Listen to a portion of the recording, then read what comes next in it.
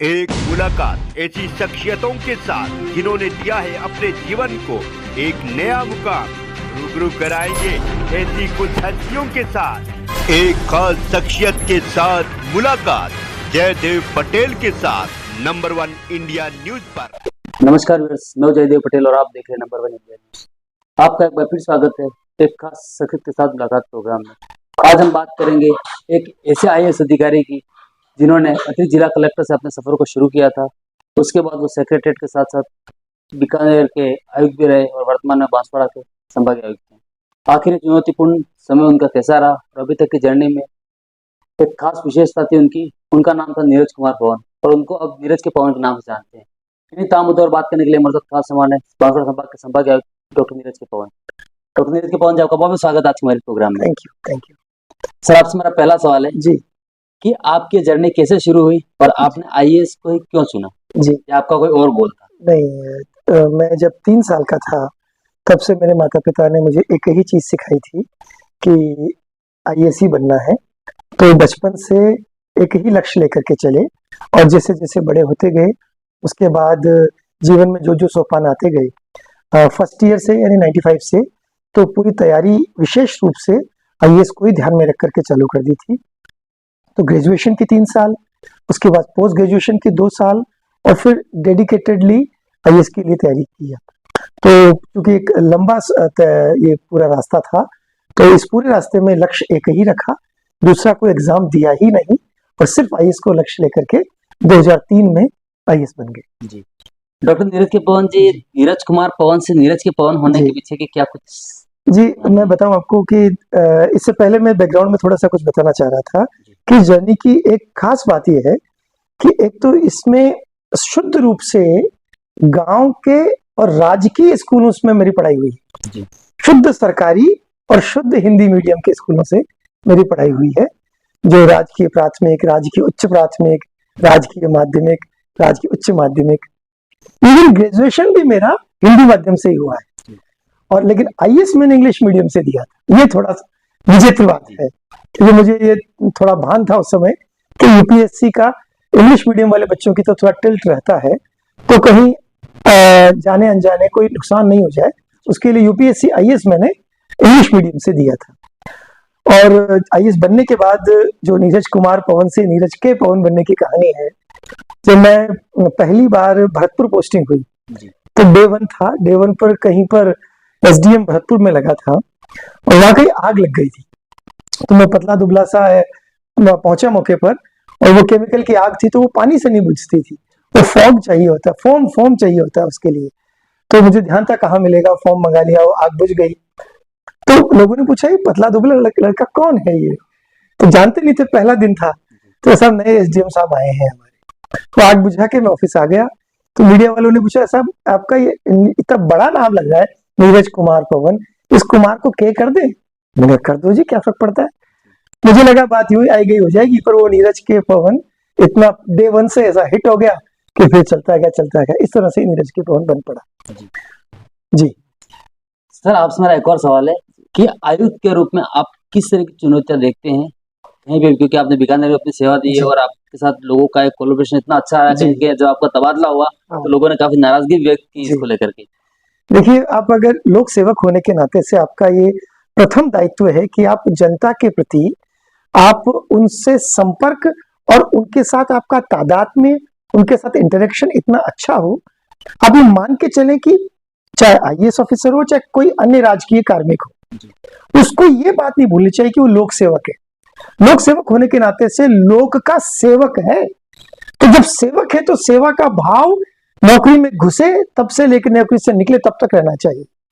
तो मैंने वही कोशिश किया, चाहे मैं जिस भी भूमिका में रहा, एसडीएम रहा, सेक्रेटरी रहा, कलेक्टर रहा, कमिश्नर रहा, तो लोगों से जुड़ाव इतना अच्छा होता चला गया कि उनकी समस्या का समाधान अगर विधिक है तो आप कर देंगे, विधिक नहीं है तो भी उनको सुनवाई तो कम से कम कर ले। कोई अगर आपके पास अपनी समस्या लेकर के आया है तो 2-3 चीजें हो सकती है। पहली चीज, अगर वो सही चीज मांग रहा है तो उसका काम तुरंत होना चाहिए, विदाउट एनी डिले, तुरंत काम हो जाना चाहिए उसका। और जो प्रक्रियात्मक चीजें हैं उसमें वो बंधे नहीं, उसमें उसका काम जैसे ही वो आया है होने लायक काम है तो तुरंत हो जाए। नंबर 2, मान लो काम उसका होने लायक नहीं है तो फिर आप उसको कैसे, आपका ये काम तो होने लायक नहीं है, लेकिन और कोई काम हो आपका जो विधिक परि उसमें आता हो तो वो आप कर सकते हैं। और नंबर 3, मान लो कुछ भी होने लायक नहीं है उसका, तो भी उसकी सुनवाई तो हो सकती है कि वो आया तो आपने उसको शांतिपूर्वक सुन लिया।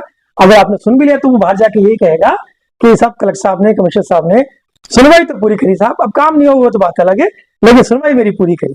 तो उसी प्रकार जब अन्य अन्य भूमिकाओं में जब मैं रहा तो लोगों के साथ, चाहे मैं पाली था, भरतपुर था, करौली था, अभी बीकानेर था, तो लोगों के साथ जुड़ाव इतना ज्यादा होता चला गया कि चाहे जब मेरा ट्रांसफर हुआ तब लोगों ने कहा कि नहीं, तो वो रूटीन प्रक्रिया है, सरकार जिसको जब जहां जैसे लगाना चाहे हम बिल्कुल जैसा आदेश आता उसकी पालना करते हैं।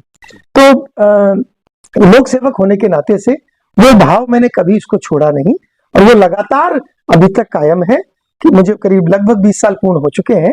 इन 20 सालों में शुरुआत से लेकर के अभी तक मैं यही मान के चला हूं कि जो बात हम इंटरव्यू के दौरान यूपीएससी में कहते हैं कि आप क्या करने के लिए आईएएस बनना चाहते हो, तो जो देश की सेवा या आम जनता की सेवा करने की बात, अपनी बड़ी बड़ी बातें करते हैं, उन बातों को कार्य रूप में परिणित करने का काम जब आपको मौका मिलता है और उसको अच्छे से करें, पूरी शिद्दत से करें, तो जनता भी याद रखती है। जी डॉक्टर नीरज के पवन जी, एक अक्सर आपके करियर में एक चीज देखी गई है, कहीं न कहीं आपका एक विवादों से एक नाता भी रहा हुआ है। जी। आरोप साबित नहीं हुए लेकिन आरोप लगाए गए, तो जी। इस पर क्या कहेंगे? ये बात सही है कि जीवन के इस कालखंड में कई बार कुछ ऐसी घटनाएं हुई जिसमें मुझ पर आरोप लगे। वो मेरा तो अब चूंकि वो न्यायिक प्रक्रिया में है इसलिए उन पर मैं यहाँ कुछ कमेंट नहीं कर सकता, लेकिन हाँ इतना जरूर मैं कह सकता हूँ कि मैं 100% निर्दोष था, कहीं पर कोई मेलाफाइडी इंटेंशन भी नहीं था, लेकिन कुछ प्रक्रियात्मक चीजों की वजह से अभी वो क्लियर नहीं हो पाया है। मुझे पूरा विश्वास है भारत की न्यायिक प्रक्रिया पर कि जल्दी ही वो सब आरोप भी धुल जाएंगे। डॉक्टर नीरज के पवन जी, अब मैं अगर आपके आयुक्त बनने के बाद की सफर की बात करूँ, खासकर बांसवाड़ा संभाग की, जी, तो हमारे देश में 3 चीजें प्रमुख होते हैं, रोटी, कपड़ा और मकान और अच्छी शिक्षा। जी। अगर मैं सबसे पहले अगर बात करूं स्वास्थ्य की, तो स्वास्थ्य में जो लोग अनग्रेजुएट हैं या जो बाहर से आए हुए लोग हैं, जिसको हमारे लोकल लैंग्वेज में अगर बात करें तो बंगाली डॉक्टर कहते हैं या समथिंग कुछ अदर नाम से उनको पुकारा जाता है, ऐसे लोग जो क्लिनिक खोल के बैठे, उनके अगेंस्ट आप लोग किस तरीके से कार्रवाई कर रहे हैं? क्योंकि आज से लगभग 3 साल पहले हमने कार्रवाई करवाई थी, वहाँ पे सील्स भी हुए थे, बंद भी हुए थे, लेकिन आज भी उसके बाद वापस से धड़ल्ले से दोबारा शुरू हो गई। जी, आपने बहुत महत्वपूर्ण बिंदु उठाया है। मैं जब मेडिकल में था तब हमने इन सारे क्वैक्स पर बहुत बड़ा अभियान चला के काम किया था। आपने बिल्कुल सही कहा, मैं तीनों जिलों के सीएमएचओ साहबान से बात करके ये जो राजस्थान राज्य में एक अधिनियम बना हुआ है इन क्वैक्स के खिलाफ, एंटी क्वैकरी को लेकर के, हम उस अधिनियम के तहत सभी सीएमएचओ साहबान ब्लॉक सीएमएचओ से को ये निर्देशित करेंगे कि वो शीघ्र अपने तीनों जिलों में, मैंने आज ही डूंगरपुर कलेक्टर साहब से बात की है इस विषय में, तीनों कलेक्टर से हम बात करके एक अभियान के रूप में चला के सारे बंगाली डॉक्टर जो झोला छाप डॉक्टर हैं, जिनको कुछ नहीं पता है और वो केस और बिगाड़ देंगे, और अब तो राजकीय चिकित्सा सुविधाएं गांव-गांव तक उपलब्ध है। उप स्वास्थ्य केंद्र जहाँ एएनएम बहन जी बैठती हैं, उनके पास काफी चीजें उपलब्ध है दवाइयों के रूप में, अगर उनके पास जाते हैं तो वो ढंग का इलाज कर पाएंगे। आपके चैनल के माध्यम से मैं आम जनता से भी आग्रह करूंगा कि इस प्रकार के झोला छाप डॉक्टर क्वैक्स से दूर रहें, इनको किसी प्रकार का नॉलेज नहीं होता है, ये आपके केस को और बिगाड़ देंगे। जो राजकीय संस्थान है उन्हीं के पास जाएं। डॉक्टर नीरज के पवन जी, अब मैं बात करता हूँ शिक्षा की। जी, तो जो लोग शिक्षित नहीं हैं या फिर ये कहें कि जो बाल बच्चे हैं छोटे, उनको लोग पढ़ाना नहीं चाहते हैं, उनको या तो भीख मंगवाना चाहते हैं या फिर इस तरीके से गलत चीजों में डाइवर्ट करके उनको कहीं ना कहीं बाहर भेजने का जो काम कर रहे हैं, ऐसे लोग आप किस तरीके से मॉनिटरिंग करके कार्रवाई कर रहे हैं? क्योंकि कहीं ना कहीं शिक्षा एक बेसिक जरूरत है आज के समय की हम बात करें तो। देखिए, राइट टू एजुकेशन, शिक्षा का अधिकार अधिनियम बनने के बाद 0 to 6 साल से ऊपर के हर बच्चे का, 6 से 14 साल के हर बच्चे का ये अधिकार है कि वो पढ़ाई करे। उसके माँ बाप अगर उसको नहीं भी पढ़ा, उसके परिवार वाले, तो भी उसका अधिकार है, और उसको अधिकार दिलाने के लिए सरकार ने हर जगह पर स्कूल खोले हुए हैं। तो मैं आपके चैनल के माध्यम से समाज से भी अपील करना चाहूंगा कि अपने बच्चों को स्कूल जरूर भेजें। मुफ्त शिक्षा है, पूर्ण रूप से मुफ्त है, इवन किताबें भी मुफ्त है, यूनिफॉर्म भी मुफ्त है, इवन मिड डे मील के रूप में खाना भी मिलता है, तो बच्चों को स्कूल जरूर भेजें, अपने आसपास के किसी भी स्कूल भेजें, लेकिन स्कूल जरूर भेजें। अगर आपके संज्ञान में ऐसा कोई परिवार आता है जो अपने बच्चों को स्कूल भेजने की बजाय या तो कहीं काम पे लगा रहे हैं, या भीख मंगवा रहे हैं, या उनको कहीं गुजरात काम के लिए भेज रहे हैं, तो बहुत गलत और दंडनीय अपराध है। हमारे आसपास के हमारे एसडीएम साहब या हमारे किसी राजकीय कार्मिक के ध्यान में डालें, we will certainly take action और उन बच्चों को स्कूल जरूर भिजवाएंगे। डॉक्टर नीरज के पवन जी, अब अगर मैं बात करता हूँ आपसे, जो इनलीगल जो एक्टिविटीज हो रही हैं, जो जैसे कि हम पहले बड़े बड़े मेट्रो शहरों में देखते थे, दिल्ली हो गए, मुंबई हो गए, पुणे हो गए, जहाँ पे ड्रग्स का सेवन होता था, लेकिन आजकल हम देख रहे हैं कि ये लोकल लेवल पर भी इतना हाई लेवल पर कहेंगे ड्रग्स का इस्तेमाल कर रही है आज जी। की युवा पीढ़ी। जी। उसको आप क्या कहेंगे, क्योंकि उसको लेकर के हमारी तरफ से अभियान तो चलाया जा रहा है, लेकिन जी। कहीं ना कहीं इसमें प्रशासन का एक सहयोग भी जरूरी होता है। बिल्कुल आप सही कह रहे हैं। मैं इससे पहले बीकानेर डिवीजन का डिविजनल कमिश्नर था, और चूंकि पंजाब से टच किया हुआ गंगा हनुमानगढ़ है, तो जो उड़ता पंजाब की स्थितियां पंजाब में थी, उसका काफी कुछ असर हमारे गंगा हनुमानगढ़ के युवाओं में भी हो रहा था। तो हमने वहां भी एक बहुत बड़ा अभियान चलाया था, जिसमें प्रशासन, पुलिस दोनों मिल करके हमने एक मिशन शुरू किया था।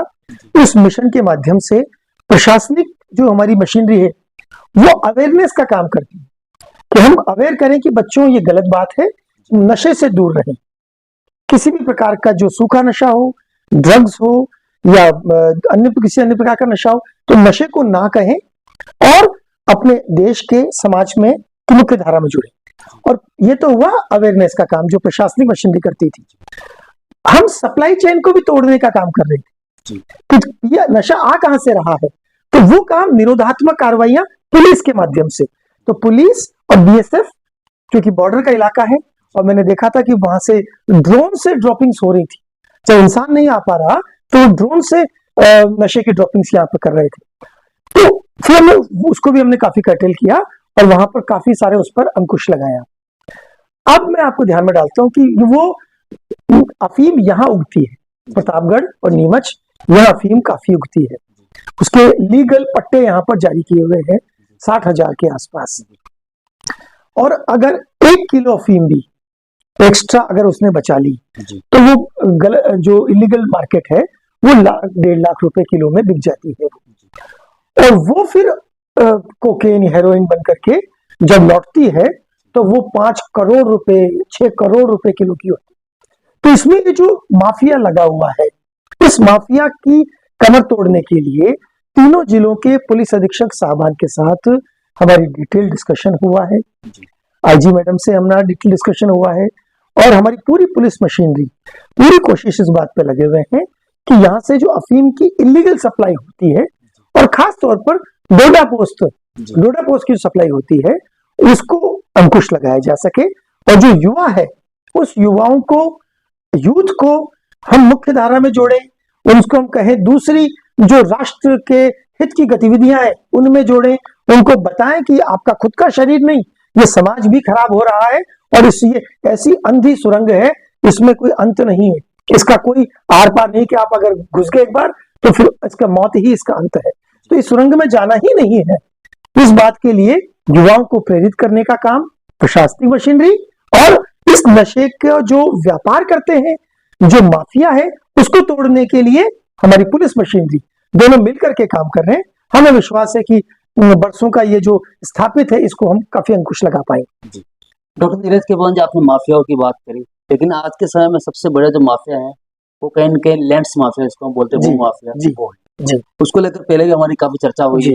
आपका एक स्ट्रेट फॉरवर्ड जवाब भी है कि उस पर आप बिल्कुल लीगल तरीके से और स्ट्रिक्टली उस पर कार्रवाई भी करेंगे। बिल्कुल बिल्कुल। लेकिन उससे जुड़ा मेरा ये सवाल है आपसे कि ऐसे जो लोग हैं जिन्होंने, जैसे मान लो आज एक पुरानी रजिस्टर उठा के देखते हैं कोई भी, तो उसमें मान लो इस रजिस्टर में इसके पड़ोस में मान लो नाला है फॉर एग्जाम्पल, तो इस कंडीशंस में उस नाले की जमीन पे लोग, पुराना जो सरपंच होता है जिसने जीवन में कभी इतने पट्टे इश्यू नहीं किए होंगे, लेकिन उसके मरने के बाद तो इस पे उसके नाम से इतने पट्टे इश्यू हो रहे हैं जिसका कोई रिपोर्ट नहीं, फर्जी पट्टे इसको हम कह सकते हैं। तो ऐसे लोग कैसे मॉनिटरिंग कर रहे हैं? आप बिल्कुल सही कह रहे हैं कि अगर फर्जी पट्टे का कोई प्रकरण हमारे संज्ञान में आता है तो हम उसकी पूरी जांच करा के उस पट्टे को कैंसिल करते हैं, नंबर 1।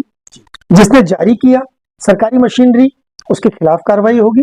और नंबर 3, चूंकि ये कूट रचित दस्तावेज तैयार करना ये आईपीसी का क्राइम भी है, इसकी एफआईआर भी दर्ज करवाते हैं, ताकि अन्य लोगों को ये अंकुश मिले, उनको लगे कि आप इस तरह के फर्जी पट्टे जारी करेंगे तो आपके खिलाफ तीनों तरह से कार्रवाई होगी।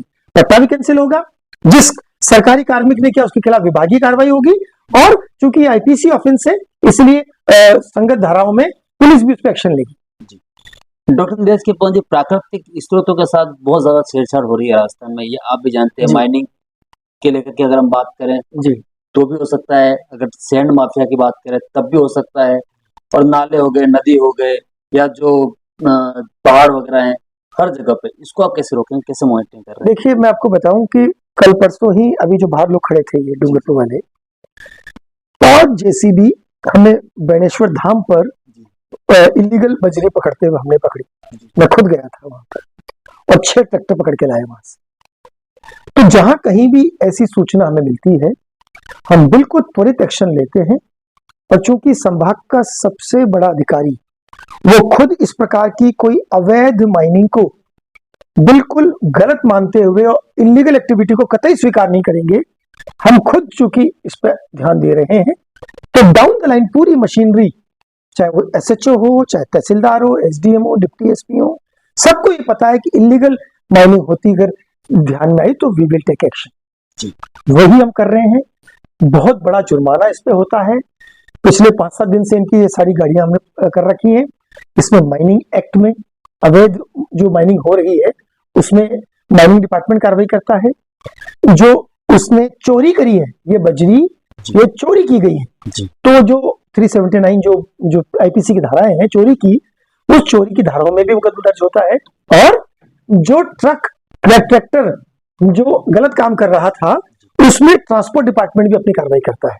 तो कुल मिलाकर के हम पूरी प्रशासनिक मशीनरी ये नहीं छोड़ देते कि माइनिंग वाले देखेंगे, पुलिस देखेगी, ट्रांसपोर्ट देखेगा, हम सब मिल करके देखेंगे। और अवैध माइनिंग को किसी भी सूरत में आपके चैनल के माध्यम से मैं डूंगरपुर, बांसवाड़ा, प्रतापगढ़ तीनों जिलों के सभी नागरिकों को सबसे आग्रह करना चाहूंगा कि कहीं भी इलीगल माइनिंग होती नजर आए तो हमें सूचित अवश्य करें। We will certainly take very very strict action. हम बिल्कुल नहीं छोड़ेंगे। पहले जो हुआ सो हुआ, लेकिन अब माइनिंग पर, अवैध माइनिंग पर, इलीगल माइनिंग पर पूर्ण रूप से कड़ा अंकुश लगाने जा रहे हैं। डॉक्टर नीरज के पवन जी, जो नाले की जो जमीनें होती हैं जी, उस पर कब्जा करके लोग उस पर जो मकान बना देते हैं या उस पर कुछ बनाने का, डेवलप करने की जो कोशिश करते हैं, तो उसके अगेंस्ट आप किस तरह की कार्रवाई कर रहे हैं, और क्या बनने के बाद जो कार्रवाई पॉसिबिलिटी है? जी, देखिए, इसमें 2 पक्ष हैं। एक तो अब्दुल रहमान का सुप्रीम कोर्ट का फैसला है जो ये कहता है कि किसी प्रकार के नदी, नाले, नाड़ी, तालाब, वाटर बॉडी का स्वरूप नहीं बदलना चाहिए। किसी ने फिलिंग करके उस पर बिल्डिंग खड़ी कर दी, वो गलत किया है उसने। तो पहली बात तो ये हुई। और दूसरी बात ये कि जो हो गया सो हो गया, अब किसी नाले का स्वरूप नहीं बदला जाए, उस पर फिलिंग करके उसमें कोई उस पर पट्टे काट दी जाए, बिल्डिंग खड़ी कर दी जाए, वो नहीं होना चाहिए। जो आपका प्रश्न है कि जो हो गया उसका क्या किया जा सकता है, तो उसमें भी रेवेन्यू की जो धाराएं हैं उसमें प्रावधान बिल्कुल है कि अगर कोई एबिनिशियो गलत है, शुरू से गलत है, तो गलत ही है, उस पर बिल्कुल एक्शन लिया जाना चाहिए। अगर सूचना हमें मिले तो हम उसको की जांच करवा के संबंधित न्यायालय में उसमें वाद दायर होगा, तो न्यायालय जो फैसला देगा, हाँ साहब इसने बिल्डिंग गलत बनाई है, उसको डिमोलिश करना है, तुड़वाना है, क्या करना है, न्यायालय का जो फैसला होगा उसके अनुसार कार्रवाई की जा सकती है। जी, डॉक्टर नीरज के पवन जी, ये सवाल हमारा इस कॉन्टेक्स्ट में था कि पहले भी हमने एक पीएल दर्ज करवाई थी जी, उसके अगेंस्ट में माननीय हाईकोर्ट की 2 बेंचों के जजों ने उसका ऑर्डर भी दिया था। ऑर्डर कलेक्टर साहब के पास आया था, निर्देशित था 90 दिन के अंदर उसके अंदर कार्रवाई करने की। लेकिन बहुत से केसेस में आपको ही पता है, एक चीज होती है कि जहां जो जाती है वो उन्हीं अधिकारियों के पास जाती है जिनकी संलिप्तता पहले थी। उस कंडीशंस में क्या होगा? आप सही कह रहे हैं कि कई बार जो हमारी राजकीय प्रक्रिया ऐसी है कि रूटीन में जिस व्यक्ति के खिलाफ जांच का परिवाद दिया गया है उसी के पास वो चली जाती है। कई बार ऐसा नहीं होना चाहिए। जो उससे उच्च अधिकारी है वो उच्च अधिकारी अगर उसकी जांच करे कि अगर उस अधीनस्थ अधिकारी की संलिप्तता है उसका जवाब ले ले, अगर संलिप्तता है तो उस पर जो भी विभागीय एक्शन होना चाहिए वो उस अनुसार होना चाहिए। डॉक्टर नीरज के पवन जी, आपसे मैं एक सवाल और लूंगा कि वर्तमान में जो स्थिति है बांसवाड़ा संभाग की अगर हम बात करें तो तो उसमें किस तरीके के डिसीजन आपकी तरफ से लिए गए हैं क्राइम को कंट्रोल करने को लेकर के, पुलिस के साथ समन्वय बिठा करके हो, या फिर अवैध ड्रग्स को जैसे आपने बता दिया, उसके अलावा जैसे आपका एक इंटरस्टेट बॉर्डर भी लगता है मध्य प्रदेश और गुजरात, जी जी तो ऐसे में गुजरात में शराबबंदी पर पाबंदी है, लेकिन बहुत सी केसेस में हम देखते हैं कि राजस्थान के माध्यम से गुजरात में शराब पहन के मुहैया कराई जाती है। जी उस पर आप किस तरीके से मॉनिटरिंग करते हो, कार्रवाई करते हो, पुलिस किस संबंध में जी, आपके साथ में? हमने चूंकि अभी चुनाव भी निमटे हैं, तो हमने जो हमारे बॉर्डरिंग स्टेट्स हैं मध्य प्रदेश और गुजरात, उसमें हमारे काउंटर पार्ट्स के साथ हमने लगातार संपर्क में रहे। मीटिंग्स उनके साथ डीजी और सीएस लेवल की भी हुई, इसमें गुजरात और मध्य प्रदेश के सीएस और डीजी लेवल के अधिकारी भी आए और हमारे लोगों ने भी उनके साथ कई बार बात किया। हमारे नाका, जो बॉर्डर नाका है, वो अभी भी एक्टिव है।